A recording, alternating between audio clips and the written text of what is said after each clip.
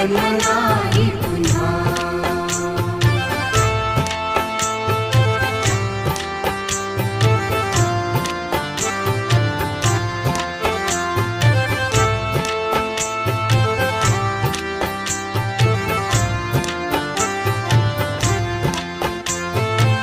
हा जन्म आहे सद्गुरु कृपेचा, हा जन्म आहे सद्गुरु कृपेचा, हा जन्म आहे सद्गुरु कृपेचा। हरि ओम स्वामी समर्थ म्हणा,